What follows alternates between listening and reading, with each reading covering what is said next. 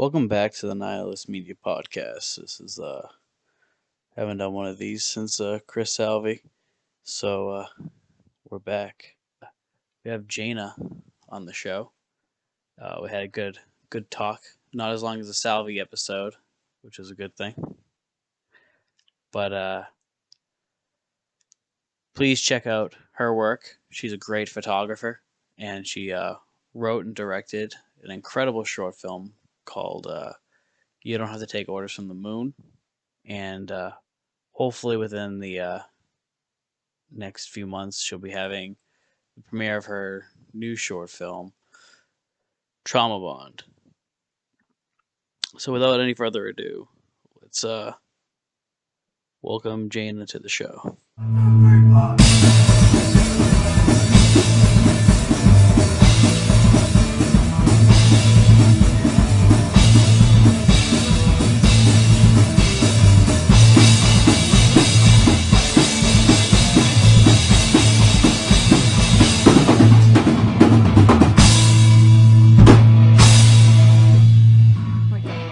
Yeah, that's good. All right. Well, hi everyone. I am Jaina Cipriano. I'm a filmmaker, photographer, and production designer here in Lowell, Massachusetts. Mm-hmm. Where did you grow up? I grew up in Massachusetts, not far from Lowell, in Winchester. So I've been here my whole life. Yeah. How's your experience been like growing up in like Massachusetts? 'Cause I know people either love it here or they absolutely despise it. I don't know. I think about it a lot. I've never lived anywhere else, so I don't know if I would like somewhere else better, but I like it here. I like it here. So, what's your your background, like your family background? Like, what did are your parents artists? Do you have any family members that are into the arts, or were you like the artist black sheep, as they say? Yeah, I'm definitely the black sheep in more ways than just art in my family. Yeah. But I don't my parents, God love them, but do not understand what I do at all. Yeah. Well, what is it? What do they do? My family's in produce, so my dad owns a facility that packages potatoes and onions. So very different than art. Yeah. So no other artists in the family, nothing like that. I got my sister. My sister's great at drawing. She does a good job. And I have a couple cousins who make music, but not really. So within that, then what kind of like inspired you? Like, what was your first exposures to like art, and like what made you kind of have like that light bulb moment of like, I love this, or I want to do this the rest of my life? I think about this a lot. And I don't know. This has just been something that I have done my whole life. Like I was stealing my parents' Polaroid film as like a child and posing my brother against wallpaper, and taking photos. And it just has been, I think it's always been a little bit of like an escape for me. And it wasn't until I was like in my late teen years when I was like, oh, this is a thing that I can really like work at and get better at. Before that, it was just like a way to pass time.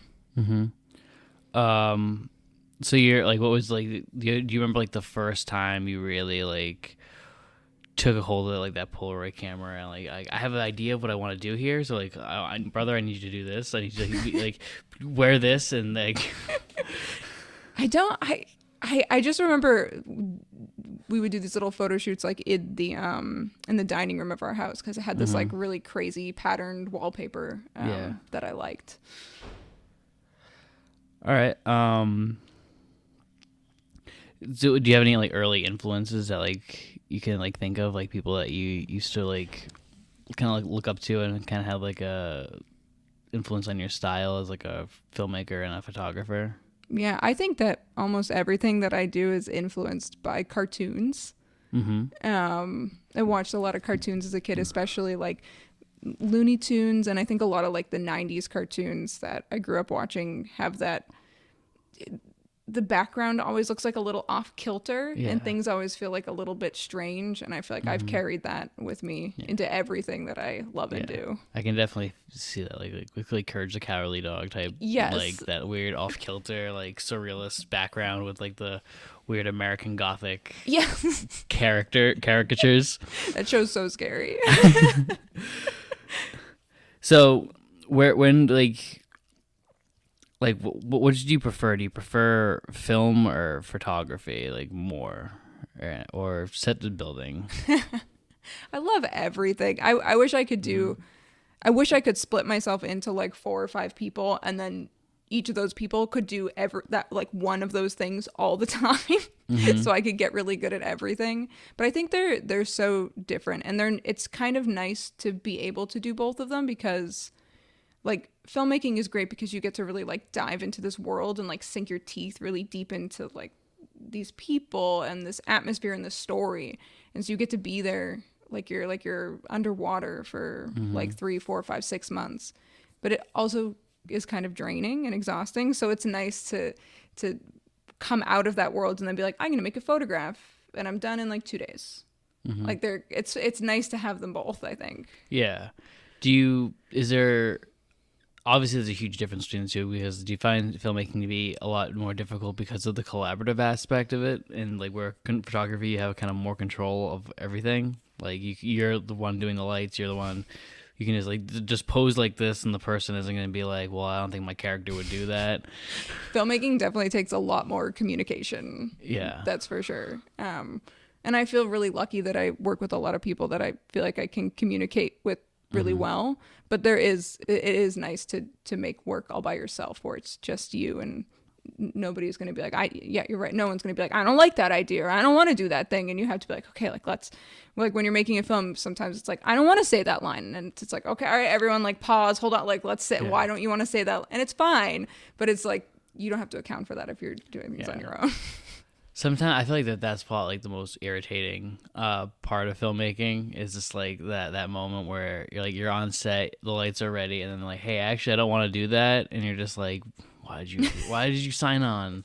I know. I try to have a lot of meetings with my actresses before we get there, so I can find out like, is there anything you're uncomfortable with? Is there anything you don't like? I would much rather like talk to you through Zoom about it for 45 minutes than like to have the whole crew take lunch while because time is money on set. Yeah, you definitely. I actually never have that issue with actresses. It's usually actors that have that problem, where they're just like, I don't feel like my character would say that, and I'm just like, enough. Like, come on.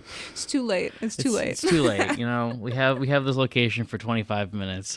I know. I think a lot of times if you're not on the crew, I don't think you know what the time crunch really feels like. So.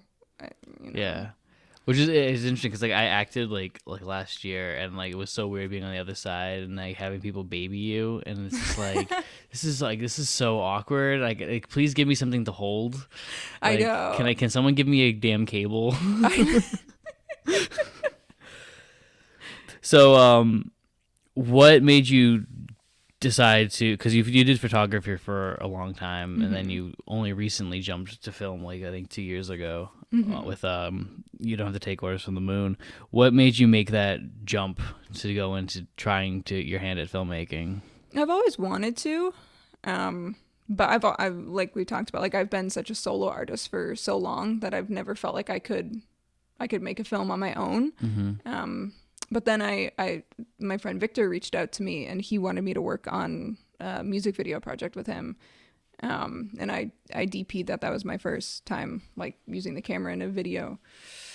Yeah. And so we did that, and I was like, oh my God, I'm hooked on this. Like all I want to do is just, and I think it was partially because he edited it so fast. Yeah. And I got to see, like, we had just done it, and because he loves to edit. So he edited it, and it was like done in like 2 weeks. And I was like, oh my God, like we could crank these out. I'm always like, I just want to make more work. And so it just hooked me. I was like, this is, I've always wanted to do something like this, and now I feel like the people that could help me are here. Yeah. So I want to do it. Yeah.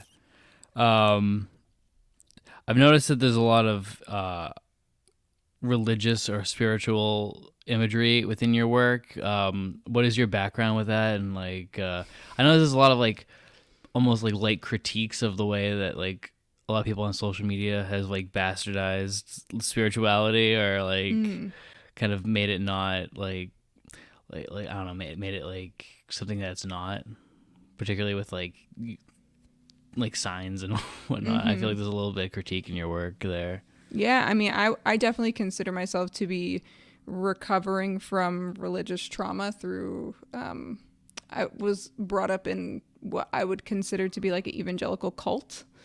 Okay. Um, yeah, so using my work as a way to kind of look at that, like what that's done to me, what that's done to the way I view the world, and just kind of like moving through it. And I know that my critique can be about religion can be pretty harsh, and I know everyone's experience with religion is not mine.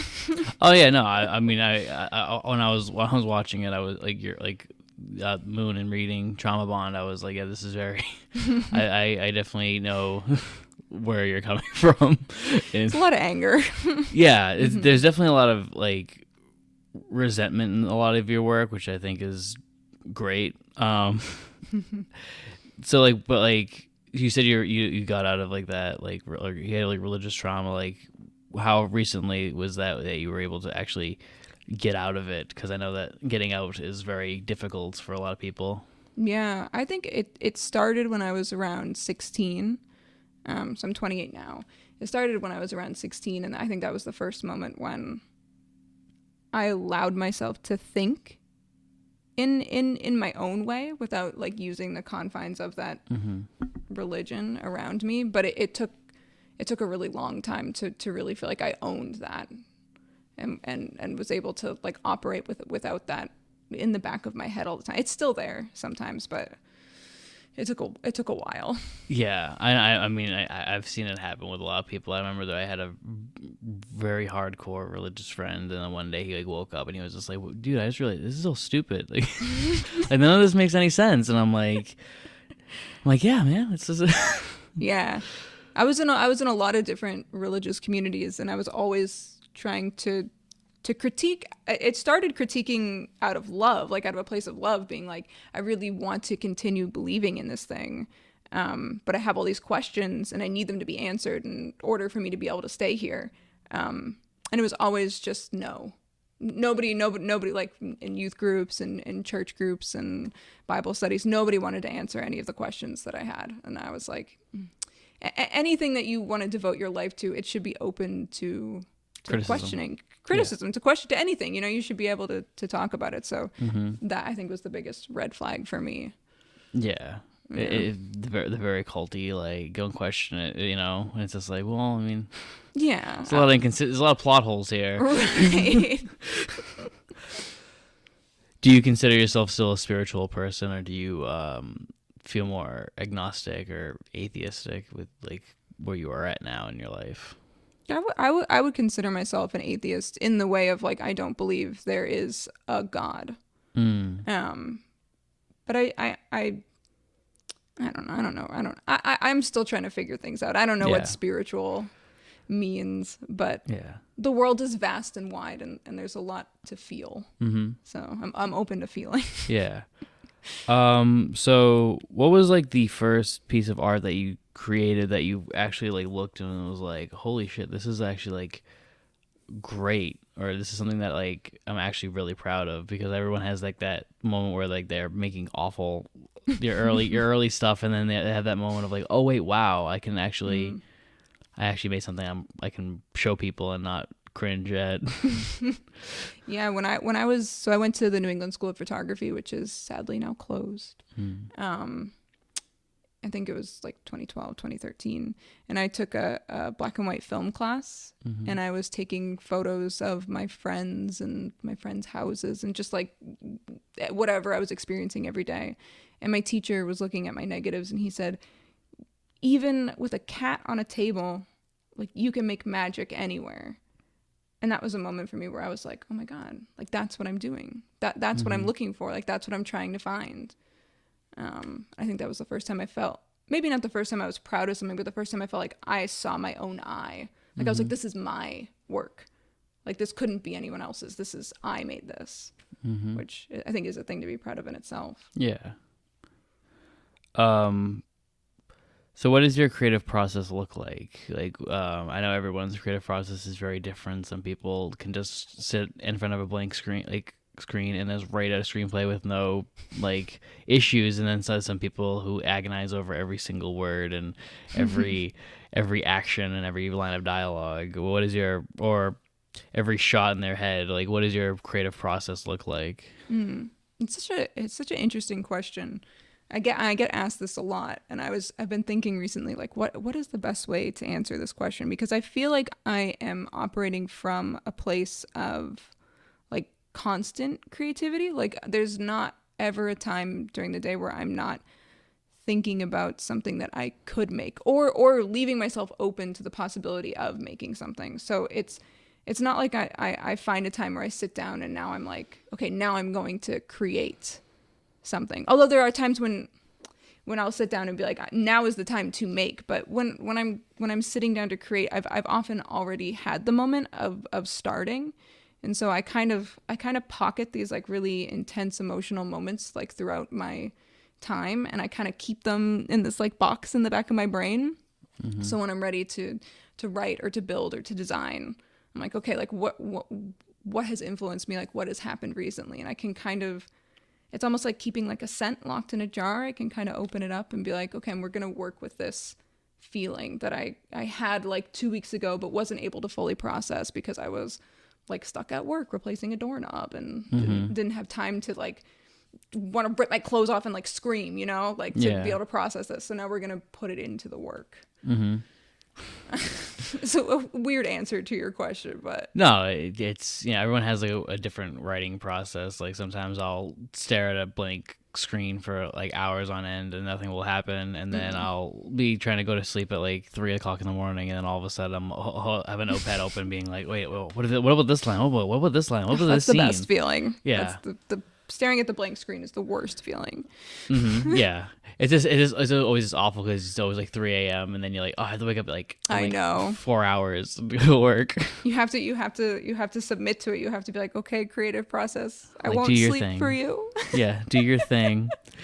So something I've noticed when talking to people who grew up doing art or grew up to become artists, when they were younger, growing up in they were kind of the outcasts, or they didn't feel like they belonged within the community that they were kind of forced to grow up in, whether it be school or family. Do you feel that has had an influence on you, or can you tell me a bit about your growing up as in that way? Yeah. I definitely always felt a bit of an outcast when I was growing up, and I think that it gave me a lot of time to myself.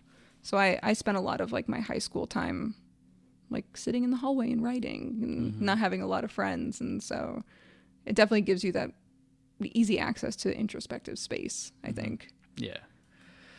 In a lot of, in at least Trauma Bond and even some of your photography, there's always kind of this sense of melancholy in your work. Do you struggle with depression or something, and it's a kind of almost a therapeutic thing to get it out through your art? Yeah, not so much depression, much more anxiety. Much more anxiety. Yes. Yeah.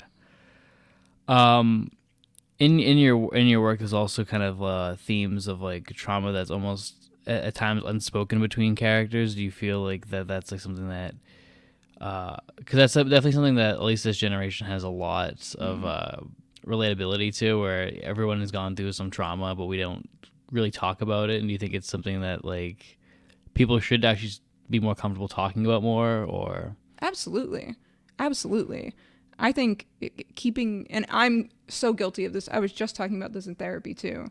I'm guilty of this too, of feeling I can't let people know how I'm feeling, and I can't tell people that right now I'm experiencing something that I don't and trying to always keep on a brave face. But I think it's so important to be able to talk, at least with people you trust, about the things that have happened to you, or just the things that you're feeling that aren't great. My characters a lot of time, I feel struggle to communicate exactly what they're going through, which very much comes from from me feeling like I have these very specific feelings and fears that I do not know how to put into like normal people words. My boyfriend is always like, you can't use metaphors to describe how you're feeling, and I'm like, I don't know how to communicate this feeling any other way. Yeah, it's like you're almost like stuck in this feeling of you, like, because you can't put the words to what you're feeling. It almost feels like it's invalidating your feeling in a way. Yeah. Yeah, it feels, for me, it feels stuck. Like if I, and this is probably a fault of mine, but if I can't put words to it, then like it's never going to go away. And so I oftentimes will like, and I think that's what a lot of my work is, whether it's writing or photographing or creating these films, it's trying to zero in on this feeling and just like finally put words to it so I like don't have to think about it anymore.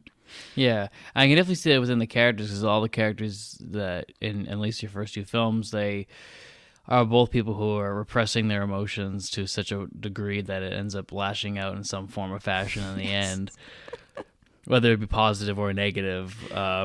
Yes. Yeah.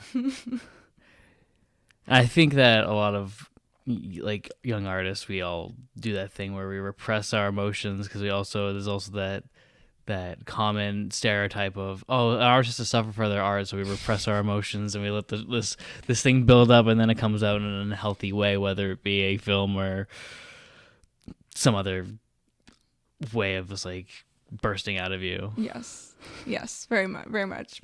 I can relate to that. So with You Don't Have to Take Orders from the Moon, where did that come from? And like how long did it take to write, and the decision to do? I love black and white movies, so I was like super excited when I saw the black and white. But I know that it's also a gamble, because you know that 50% of people will not watch it because it's in black and white. So, what were the pros and cons of like, what was that final decision of like, it has to be in black and white? Where did it come from, and how long did it take to like write it? Yeah, the movie told me it needed to be in black and white. And I actually fought that for a long time, because all of my photographic work before that was so focused on color. I was like, is this a cop-out? Like, why do I want it to be in black and white so bad? And I think it may partially be because a big inspiration for me when I was doing this was the Twilight Zone, because I was like, they're so good at doing something that really like gets inside you, like gets under your skin, with either like only a few actors or only a few different settings. And so I was like, I know I can make something that is emotional without having like hundreds of thousands of dollars. But it only took so I wrote this short story with the same title, which had a pretty different premise, in 2017, I believe. And then I showed it to Victor, my friend Victor, and I was like, here, you should write this into a screenplay and then we'll make it. And he was like, no, you write it. Yeah. And I was like, okay, fine, I'll write it. And so I started writing it, I think, August 2019. And then there was like a couple months where I had no idea what I was doing. And then I was at a bar with a few friends after a theater play one night. And I got home and it was like, so we were talking about, it was like 12 p.m. And I was like, ugh, all I want to do is go to bed. And I walked right past my computer and my brain was like, here's the ending for your film. And I was like, oh my God. Okay. And so I was up till like 2 a.m. Yeah. So it was probably like 4 or 5 months writing. Yeah.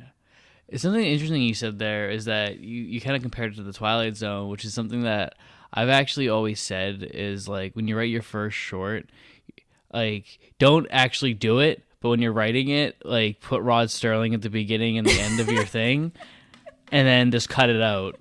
Just write a Twilight Zone episode, because it'll probably be really good. Because like Twilight Zone's like perfect. They're like mini movies. Yeah, they're TV episodes. Yeah. Yeah, and it's just like I have like, for a lot of my work, like in the first draft, I'll write like, here's a man who and it's just like I do the whole Rod Sterling monologue, and then I do the movie, and then I end it with the thing, and then I cut it out immediately. That's so cool. That's such a great exercise. Maybe I'll steal that one. Yeah. because the film definitely does have like a Twilight Zone feel. It has like a lot of like for me. I've seen like a lot of influence of like the Twilight Zone, a lot of like surreal like French cinema type stuff, and like there's kind of like I even see like a little George Méliès in it, Ooh. like with like the way like the cartoony like set design of like the moon and whatnot, and how it kind of has like this almost dreamlike feel to it, if that makes sense. Yeah, it makes sense. Yeah, where it was like that conscious or that like subconsciously like a thing for you. Well, I think that stuff's always there for me. Yeah. You know, I don't know how I could make anything without that aspect. I honestly would love to try. I would love to see what my brain would come up with if I was like, no, like surrealist, cartoony stuff, Jaina. I would Yeah. love to see if my brain would go in like a very cool new direction, or maybe it would be very boring. I don't know. Yeah. I like to push myself and see. Yeah. How did you meet the cast? Was it like a just normal casting process, or did you know the actors and actresses beforehand, or like what was the story? It was half and half. The guy who played the man is my boyfriend now. He wasn't at the time. We were just like working at a theater together, and he was like, I can sing, and I was like, oh. And originally his character sang, but then it didn't quite work, so we kind of worked around that. And Madeline, the lead, we connected years ago, like in 2017. She did like a one-woman theater piece, which is incredible, and she found an article about me in Scout Cambridge, and so she contacted me and was like, oh, I'd really love for you to take some photos of me. And we met, and she was like amazing and wonderful, and her play was like ethereal and kind of creepy, and it was amazing. And then I didn't hear from her for like 2 years, and she sent me an email like around the time when I was writing this, and she was like, we're doing this big party at my house, and we would love to like display your artwork on the walls. And I was like, oh sure, like haven't heard from you in years, but I'd love to. And I came, and she created this thing called At Home, where it was kind of like a choose your own adventure art party, and it was a Halloween party, so everyone got dressed up. And then there were 3 different rooms that they would all have performances at the same time, and you got this pamphlet, so you got to decide like what room you wanted to go into. It was very cool, and there were people like reading poetry in the basement and like giving PowerPoint presentations upstairs. And she did this performance in her bedroom where like the Virgin Mary came out of her closet and like bathed her in a pool, and it was like gut-wrenching and a little nauseating and like very intense. And I was like, oh, you're the main character in my film. I can see it. Everything came to life in that moment. I was standing in her bedroom, like pressed against the wall while she was like naked in a pool. And I was like, oh, this is the like everything about my film makes sense. And then I was like, will you please? I was so worried she would be like, I don't want to do that. Yeah. But I was like, please. And she was like, oh, I'd love to. And it worked out. And then the rest was just casting calls, I assume. Yeah, we did 2 exhausting days of casting calls. Oh, but I know. It was worth it. Those are the worst. those are so awful. It's the monologues. I had everyone come with like their own monologue prepared. I just felt so exhausted at that. Like people they do these monologues and they just look right at you. Yeah. And these really intense, like gut-wrenching monologues from movies, and I was just like, oh. At the end of the day, after like 20 of those, I was like, I can't take a nap. This is a lot. Yeah, I've only done the whole the casting, like people coming into auditions once, and it was like so exhausting just because I also like gave like them one of my monologues to do, so I was just like, I'm so sick of hearing my words over and over again. I need to get out of here.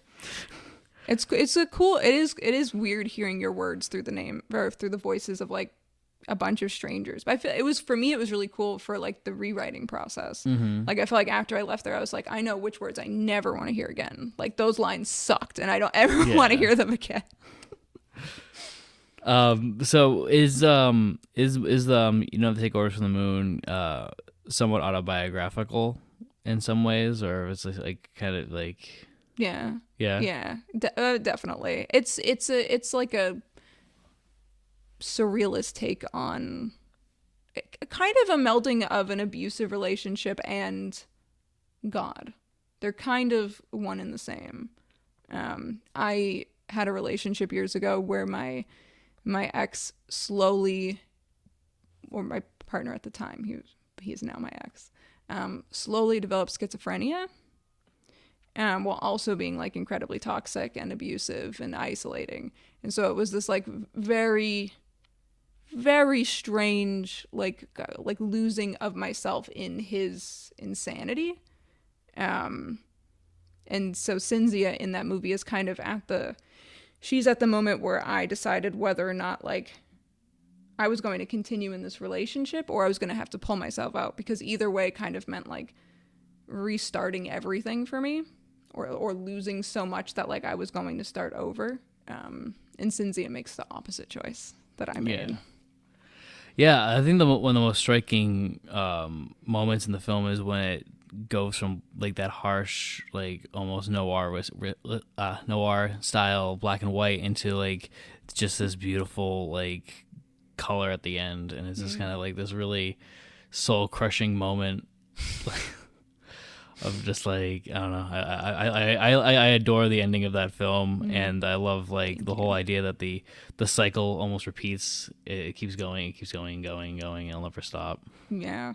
The black and white to color switch was not planned. No, it happened kind of like spontaneously in editing. Victor and I worked on it together, so we edited it during quarantine through like a screen share program. It was exhausting, and so he would do a little bit, like, because he loves it, so he'd do a little bit when I wasn't working on it. And he texted me one day and he said, I have an idea, because the ending just like wasn't quite working. It wasn't doing what we wanted it to do. And he was like, but I know if I tell you what the idea is, you're gonna say no, so just wait. And he came to me with that, and I was like, oh, this is perfect. And you're right, I would have said no if he had asked me. I would have been like, fuck no.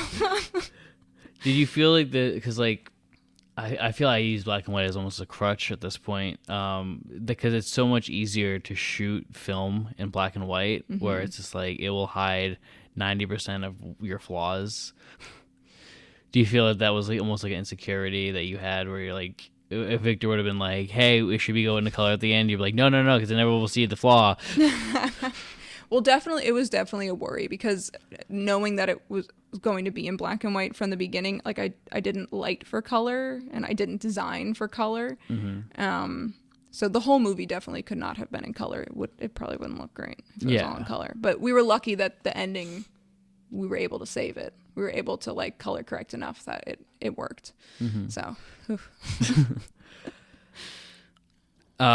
So what are some of the difficulties? Because every independent production has like those moments where it's like, whether it's someone on set having like getting sick, or it's like a light breaking, or whether it be someone moved a prop and now no one can find it. Like, what is like some of the difficulties you had, especially since this is your first time actually directing a film? Like, what was like some of the difficulties you had? We were pretty lucky.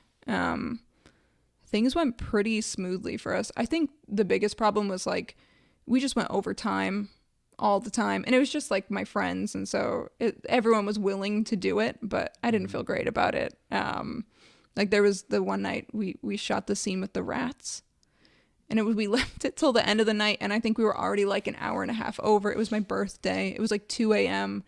and we were like delirious, like trying to get these rats to go out the door. And I know at that moment, like everybody wanted to quit. And I was like, no, it's okay. Like, we got this. Like, I rallied everyone. But the only other thing was the cold. We shot that film in the middle. We shot You Don't Have to Take Orders from the Moon in the middle of February. Because we wanted snow on the ground. We planned for snow. Not one snowflake. The whole time. And so I was like, we could have shot this. I mean, we couldn't have, because quarantine happened. So I'm glad we shot it when we did. But there was this little voice in the back of my head that was like, this would have been so much better in the summertime. Because it was cold. There was a lot of cold nights. Yeah. I mean, shooting in the summertime could also be worse, because then you have all those like hot lights shining down on you, and then bugs, and it's That's just true. Like you're already in a room with too many people, and it's hot, and then you have these giant lights, and then the weather is being like, no. I know. I don't know. I used to work in like a refrigerated facility, where it was very cold all the time, and so I was like, I'm prepared for the cold. And there were still nights where I was like, the cold has gotten me. It's gotten inside me, and I cannot get it out. So It's that moment. It's that moment when the fingers get numb, in the and then like toes. the toes, and like that like that thing when you're like it just like makes your back stiff and you can't move, and you're just like, oh my god, like why am I doing this? Yeah, it's like once it's inside you, like it kind of gets in your core. You're like, I'm not warming up unless Yeah. I'm like by a fire. Like I can't put more jackets on. Yeah. Literally just throw me in the fireplace. Yes, Like, that's the thaw only, me yeah, out. yeah. That's all the only option I have now. Ugh. Yeah. So the reception for the film has been quite good. Like I read a few reviews on it, and I've seen that it's won a few awards. Yeah. Like, is that humbling, or is that like?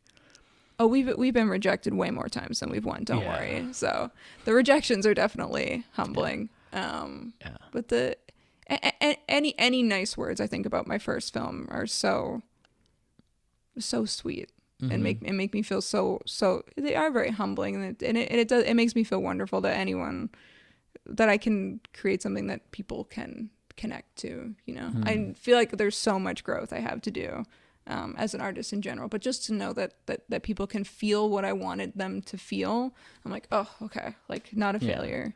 We did it. How does the rejection process, like once you finish a film? That's why I don't send my films out to many festivals as of late. Well, one, because the world's shut down for a year, but it's like that absolute just harsh rejection for something that you just like spend so much time working on. Like how do you cope with that feeling? Because I think a lot of people can relate to that thing of like they work so hard on something and they're just rejected over and over and over again with it.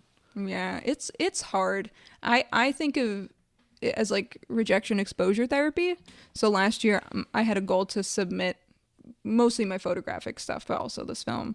I wanted just to submit to 300 things, and I did it. And then I think I got rejected from probably like 2/3 of them. So I probably got like 200 rejections in a year. And at first it's like, oh, it really hurts. You're like, that's the thing that I really wanted. And then I think of it like a numbers game. If you just submit to so many things, by the time like you get these rejection letters, sometimes you're like, I don't even remember what that was that I submitted to. So you really just have to like keep doing it and build yourself up, because if you really put your heart and soul into something, I do believe like you will find your audience out there. It might not be a huge audience, but you'll find the people it's meant for. So you just trust that you did what you could do, and it'll find its people. It's like a magnet. So was the photographs, was it the series Empty Spaces that you did? Mostly, yeah. Yeah. Where did that idea spark from, and what were you trying to say with that? And did you design all the art that like is painted on you? I did, yeah. So that started in quarantine because I lost my job, and I moved out of my parents' house, and so I was very alone. And I had just come off such a high doing this film with people. And I was like, wow, like this is so collaborative and being able to work with people. I love this. I just want to keep doing this. And then it was like, you can't do anything like this, you know?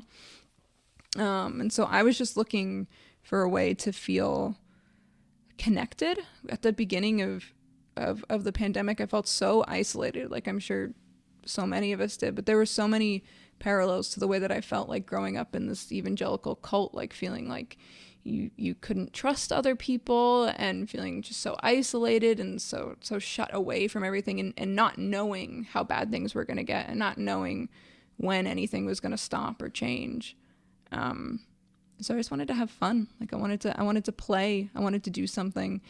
And so even though the pictures, I think a lot of times are kind of intense and a little bit somber, I was overjoyed doing that. Like I felt like a small child playing dress up the whole time I was doing those. Well, I think that's the irony for a lot of artists, is like a lot of like their most depressing work is usually the most fun that they have. Like I think Jim Carrey was like he had more fun doing something like Eternal Sunshine more than he had doing Liar Liar. You know, it's just like when he's doing Liar Liar, you're putting so much effort in to be funny that you're not getting joy out of it. You're working to try to be funny. Whereas with that one, you're pretending to be sad, so it's just like kind of goofy. Yeah. It was able, like, almost comical, like, because everything felt so big to me at the beginning of the pandemic. Like, all my emotions felt so big. Everything that was happening felt so big. So I almost got to, like, create these, like, big personas. And it was like, yeah, it was like almost comical to be like, I'm gonna make myself look like, just play like so upset, like ridiculously upset. And then it was like, it almost was fun, as Yeah. opposed to like being depressed in my house. I got to be like, I feel like I go out in the world and be like, feel like I'm gonna rip my heart open and get all my sadness out. And then it's like almost kind of silly. It's weird how emotions work. Yeah, and maybe it's also maybe like a therapeutic thing where it's just like if you're making sad art, you see it as like, oh, my sadness is just it's not serious. It's like pretend, and it's not something. Yeah. It's like, so when you get it all out in that moment, and when you get out of it, it's just like, oh yeah, things aren't so bad right now. You Yeah. know, like It's almost like being able to like turn around and look at yourself and yeah, be like, we kind of took it. I kind of took it out of me. So then once you have that moment of like laughing at your own despair, you're like, oh right, emotions change and they move, and like this isn't forever. So like it was like that kind of reminder of like, things will change, even if it's gonna take forever. yeah. They'll change. Even if we're all gonna lose an entire year. Yeah. Remember when it was like, slow the spread, stay inside for 2 weeks? Oh yeah, I know. I remember that when that was announced, me and my friend looked at each other. It's not gonna last 2 weeks. It's gonna be like, I know. I couldn't even let myself think Yeah. that. Looking back, I thought that, but at the time I was like, yeah, 2 weeks, that's it. yeah, no. Like blinders. I remember just being like, oh, this is the rest of our life. This is it. This is the moment where They're we're all just- gonna be inside forever. They're just trying to cushion the blow. So we're like, obviously during quarantine, it gave people a lot more time to work on their projects, but also at the same time, the weight of that made people not want to work on their projects. But for you, I think, did you write Trauma Bond within that like time frame of like, because I have all the time in the world now, I need to do something. Yeah, I did. I wrote Trauma Bond at probably like a couple months into the pandemic, and then I just kind of sat on it. And then as things started to get like a little bit better, I was like, I bet we could make something. The original Trauma Bond script, like the first was a very different version, and it had this like retreat, and it had a bunch of people, and I was like, we couldn't get like I don't feel safe getting like 30, 40 actors together to make something, but I was like, I do feel safe choosing like 3 actresses I already know and getting a small crew together. So I just kind of modified the script to be able to shoot during quarantine times, which I like better. So with like, it's definitely a much longer script, at least. So I assume it'll be a much longer film than Moon. Was there ever a thought in your mind of this, like, what if I just make this a feature film? Or was that the retreat version? Was that like going to be a feature? I wanted to make one more short, but definitely after this, I have thought to myself, like, no more shorts of this length. Either we do like a 5-minute short or we make a feature. Because we shot Trauma Bond, it took us, oh my God, 6 days, 7 days? I think it was 6 days. I think 6 12-hour days. And so we just like double that. You make a feature, So no more. Yeah. No more 30-minute shorts. Yeah. I've only done like one 30-minute one, and it was like, I should have just wrote 30 more pages. I know. It's like, it's just like, what was the point of this? Like, no, it's also like, because there's also that thing of like, oh, it's 30 minutes. Every festival is gonna say no because they're like, they have that hard 5-minute thing. I know. I try not to think of that. Like, just make the thing that wanted to be made for now. We'll make some short things and some longer things for festivals later. Exactly. How was the casting? So you said you knew all the 3 actresses in it from before, or was there another casting process to get there? There was an unexpected casting process. So originally I did know all 3 actresses, but the woman who was going to play Zira, it ended up not working out. So I was like, we had like 4 weeks to shooting, and I was like, oh no, we have to do auditions now. But I was really lucky because Victor had just done auditions for his short film Woodshedding, which we shot in April, May. Yeah, April, May. Who knows? Who knows about time anymore? I don't know. But Time is illusion. it's not real. But he said one of the actresses who auditioned for his film wasn't quite right for the role that she auditioned for in his film, but he thought would do really well in mine. So we did some, like, I think we did like 3, 4, 5 Zoom auditions with some people he knew, and I think I did a brief little call on Facebook, but she blew it out of the water. Like, I was like, you're so right. Like, she was perfect. I felt so lucky. I was like, oh, this could have been much more stressful than it was. Well, with the idea of adding more characters and having, so you said rather than filming one actress and maybe another actress or an actor, now you have 3 actresses pretty much on screen the entire time. And so the blocking is going to be much more difficult to like space out, and also you're in color. So is this film a lot more difficult, or because you already had the experience of doing Moon, was it much easier for you to put it all together? It was both. It was both. I feel really lucky this time around that so when we did the Moon, we had like a bare bones crew. Like, we had like 6 or 7 people, and like, we didn't know what we were doing, but we figured it out. On this crew, I felt really lucky on Trauma Bond to have enough people that knew what they were doing, so I could like really focus on directing. So that kind of forced me to up my like directing game, because I wasn't allowed to be distracted by like cables and lights and what's going on with the painting on the wall. Like, I really had to focus on my job, which made it easier but also more difficult, you know. I think did Ben work on Trauma Bond? Ben did. I love Ben. He's amazing. I haven't worked with him like on a crew yet, but I've worked with him as the actor on that thing I was talking about earlier, and I was just like, this guy is incredible. He's got such a calming energy. He does. And I was like, thank you, Ben, for your calm energy, because not everybody has that energy on set. And so it's so nice when you're like, Ben, can we do this? Can we get that? And he's like, absolutely. Yeah. Just give me 10 minutes. I'm like, oh. Yeah. He's like chamomile tea as a person. Yeah. I hope he would think that was a compliment. He's just very zen with like, it's like, he's been there, he's done that. He's just like, yeah, but it's just like, this doesn't matter. Yeah, I'll change the lens. Like, it's fine. Not a problem. He's always says, not a problem. Yeah. I'm like, oh, thank you. Yeah. It's so great to have that on set instead of like, because I've had moments where I'll be like, so what if we like, can we actually change the camera angle? And then be like, we have 0 time. We have to get out of here in like 5 minutes. And I was like, you're right. Let's just do it. The worst. Yeah. The worst. We're going handheld. So, with this one, it also feels like, well, at least from reading it, it feels like you're growing more comfortable with dialogue. Has that been something that you struggled with, and like you had to like focus on? Yes. Yeah. Dialogue is so hard. Is it? I feel like dialogue is so hard. Because I love good dialogue. Like, I can recognize it in movies. I think it's amazing.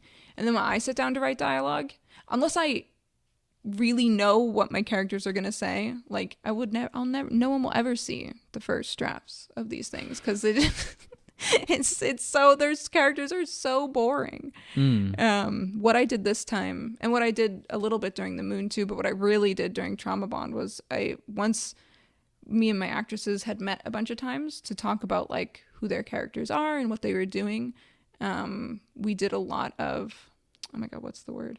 I want to say Mad Libs, but it's not Mad Libs. It's Ad libs. No, like improv. Yes, thank you. We did a lot. Speaking of dialogue, and I forget how to speak. Yeah, we did a lot of improv, and so I was able to feel like, I would be like, we're gonna start at this point, and we're gonna end at this point. And so I would just kind of track them through it, and I could just kind of feel like the natural beats of their conversation.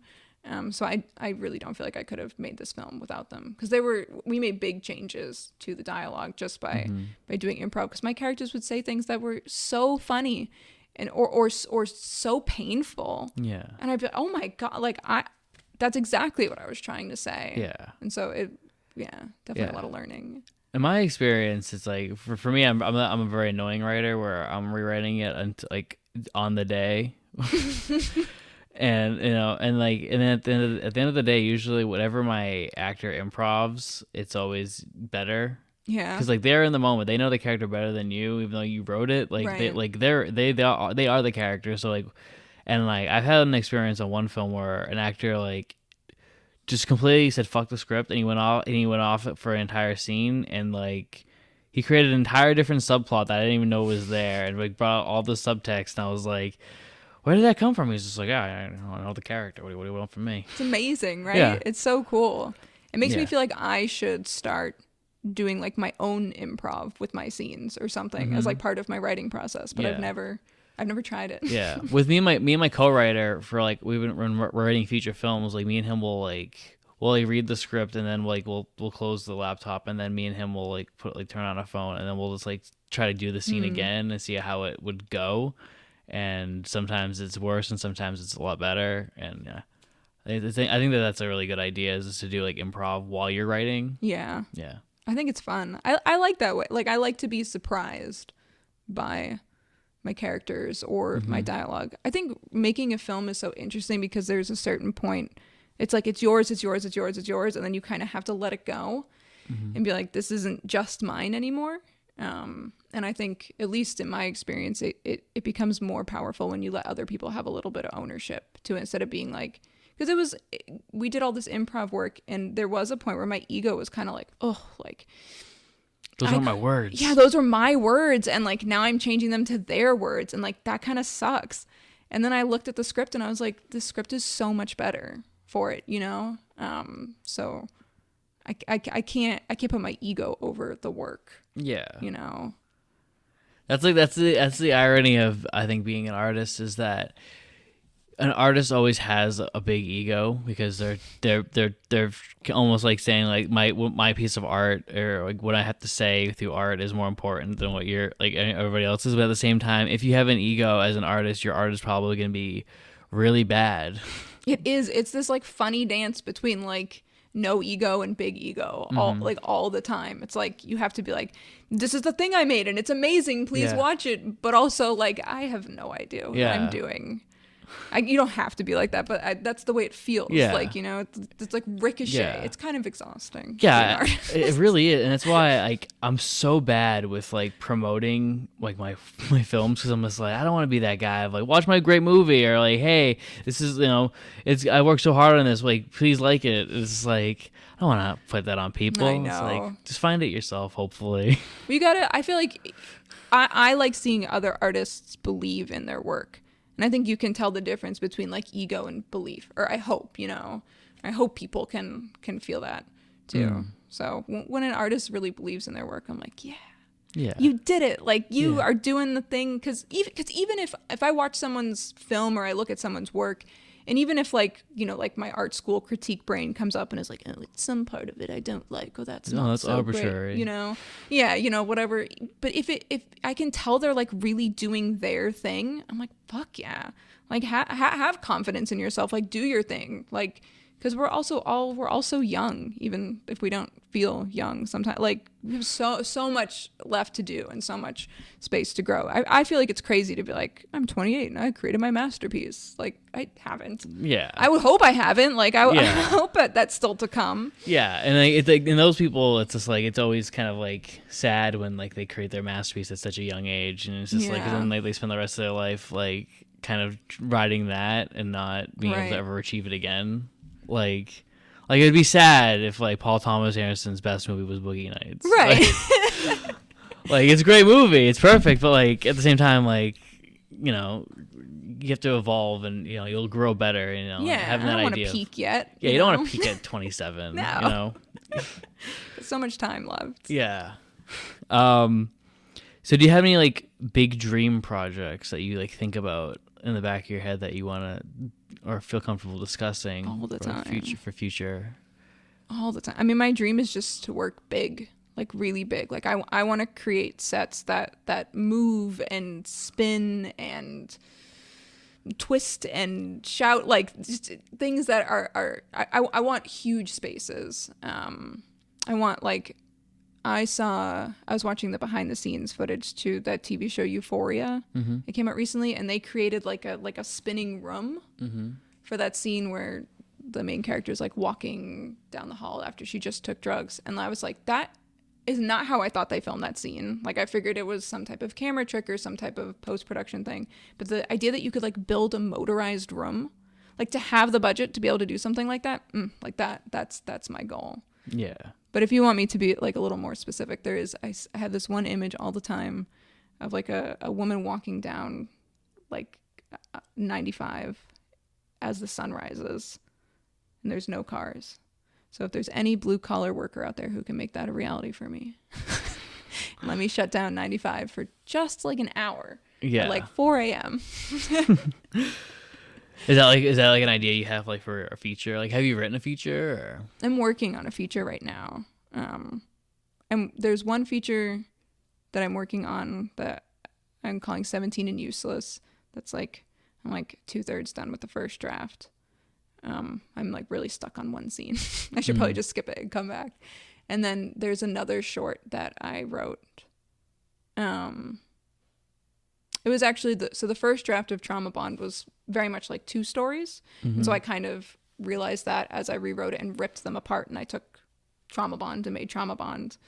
And then I'm trying to take the other story and make that into a feature. Right nice. Now. And so you do a lot of set design. Do you prefer like having control as a director, or do you prefer or do you like having like that collaborative like set designer like mentality of just being able to like help someone bring their world to life? Yeah, I like, at least for my work, like I like being like, here's what I want. Like I want it to, like, for example, like I want this room to feel like a really like wet jungle. I want it to be like dark and alive. Go ahead. Like, go do it. And come back to me with like whatever you have. I don't like to micromanage the little, because that's like why would I hire someone if I'm gonna micromanage all of it? So I was really lucky during Trauma Bond to work with Adrienne Moreno, and she was just like, because I think so big, like everything I do is so like in your face. At least all my designs are like so bright and in your face, and I love that about my work.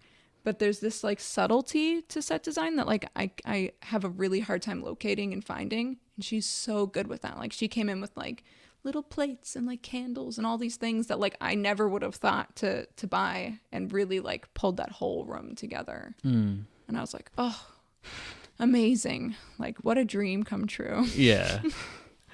And you're launching a new production company, right? Or Yes. you already have one? Yes, Finding we have Bright? it, but it hasn't launched yet. Yes, Finding Bright Productions. And this will be our workshop where we are right now. And our studio will be down the hall in Lowell. So we'll be a company that specializes in bringing visions to life. So we'll really be at our heart like a set design company. Yeah. But also available to do the entirety of a project. But also very happy to work with other production companies in Massachusetts who are doing incredible video work already, and just becoming like the backdrop for them. Yeah. So when do you think we can get to see Trauma Bond? Do you think it'll be out by the end of the year? I hope so.